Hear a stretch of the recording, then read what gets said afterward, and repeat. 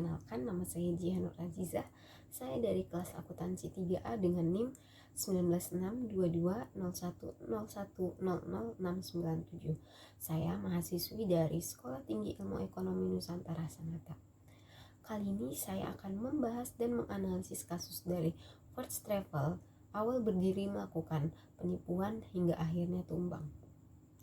First Travel merupakan biro perjalanan umroh yang didirikan oleh Andika Surahman beserta istrinya Anissa Deswita Sari Hasibuan dengan bermodal nekat tanpa memiliki pengalaman dan hanya berbekal membaca literatur mengenai umroh.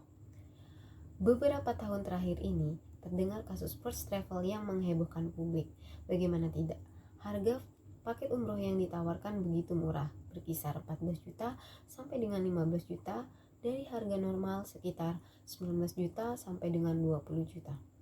First Travel gagal untuk menaikkan jamaah dari 72.682 jamaah dan yang diberangkatkan baru 14.000 jamaah.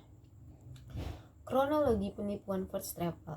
1 Juli 2009, First Travel mengawali bisnis di bidang biro perjalanan wisata CV First Karya Utama. 2011 menambah bisnis perjalanan ibadah umroh PT First Anugerah Karya Wisata yang berkembang dari tahun ke tahun. 28 Maret 2011, First Travel telah gagal memberangkatkan jamaah dan mendapat perhatian dari Kementerian Agama. 18 April 2017, Kementerian Agama melakukan klarifikasi, investigasi, advokasi, hingga mediasi dengan jamaah. Kementerian Agama menanyakan klarifikasi kepada manajemen, namun tidak ada jawaban. 22 Mei 2017, Kementerian Agama mengundang First Travel untuk mediasi, namun mereka hanya mengirim tim legal tanpa surat kuasa. 600 jamaah di Jawa Timur mengadu pada DPR karena mereka terlantar di ibu kota selama 4 hari tanpa kejelasan. 24 Mei 2017, Kementerian Agama kembali memanggil First Travel, namun manajemen tidak hadir. 2 Juni 2017, digelar mediasi dengan jamaah Bengkulu, namun manajemen tidak hadir lagi. Di 10 Juli 2017, hari terakhir mediasi dilakukan, namun lagi-lagi tidak hadir.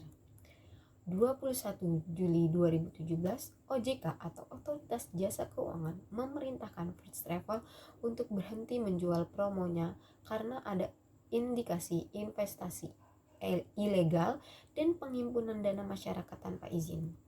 Di 3 Agustus 2017, pencabutan izin dari Kementerian Agama. Dan di 9 Agustus 2017, Bareskrim Polri menetapkan bahwa Direktur First Travel Andika Surahman beserta istrinya Anissa Hasibuan sebagai tersangka penipuan dan pelanggaran Undang-Undang ITE. Ada beberapa pokok permasalahan dari kasus First Travel ini. Yang pertama, terdapat pencucian uang oleh pemilik. Ketua Pusat Pelaporan Transaksi Keuangan atau PPATK Ki Agus Ahmad Bahrudi mengungkapkan adanya dugaan tindak pidana pencucian uang yang dilakukan oleh pemilik First Travel, sebagian dana untuk keperluan bisnis perjalanan umroh dan haji dan sebagian lagi untuk investasi bisnis dan keperluan pribadinya. Yang kedua, banyaknya jamaah yang belum diberangkatkan. Menurut polisi, jumlah korban yang belum diberangkatkan 58.682 orang. Calon jamaah membayar paket promo 14,3 juta. Jika dihitung, kerugian mencapai 839 miliar dan biaya charter pesawat 2,5 juta hingga penambahannya menjadi 9 miliar. Jadi totalnya semuanya adalah 848 miliar. Ada beberapa hutang terhadap pihak-pihak seperti tiket penerbangan sebesar 85 miliar, 3 hotel di Mekah dan Madinah dengan total 24 miliar, dan provider visa sebesar 9,7 miliar. Yang ketiga, ada aliran dana First Travel. Sisa aset milik bos First Travel sebesar 7 miliar yang tersimpan ke dalam 50 rekening dan yang berupa asuransi. Adanya aliran dana untuk membeli saham restoran di London, Inggris sebesar 40%, adanya aliran dana untuk New York Fashion Week 2017. Adanya penipuan First Travel ini mengakibatkan banyak jamaah yang dirugikan dan vendor First Travel dirugikan. First Travel dan asetnya pun tidak bisa untuk membayarkan pada jamaah.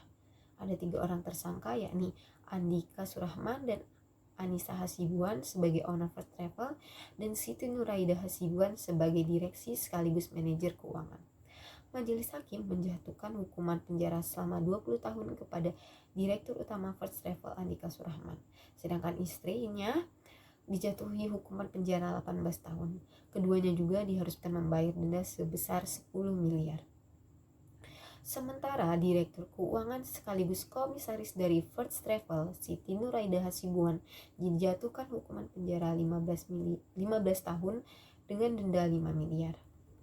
Nah, dari kasus ini, etika bisnis yang dilanggar oleh First Travel diantaranya ada garansi dan keamanan yang tidak terjamin, kualitas produk yang tidak sesuai, melakukan predatory pricing, melakukan bait and switch, menyesatkan konsumen seperti menggunakan rekomendasi public figure. Jika dilihat dari perlindungan konsumen, penyitaan seluruh aset First Travel oleh negara dinilai tidak adil. Undang-Undang Perlindungan Konsumen atau UU PK terhadap kejadian ini adalah perlindungan konsumen sudah tidak ada lagi. Seharusnya kejadian ini menjadi perhatian dari pemerintah. Dari perspektif manapun, jemaah First Travel yang gagal berangkat umroh tak bersalah, sehingga hak jemaah harus dipenuhi, yakni diberangkatkan umroh ke Tanah Suci atau mendapatkan uang ganti rugi sesuai dengan besar kerugian yang dialami. Nah, itu tadi adalah pembahasan dan analisis kasus dari First Travel. Semoga apa yang saya sampaikan ini bisa menjadi informasi lebih kepada kalian. Kurang lebihnya saya mohon maaf. Wassalamualaikum warahmatullahi wabarakatuh.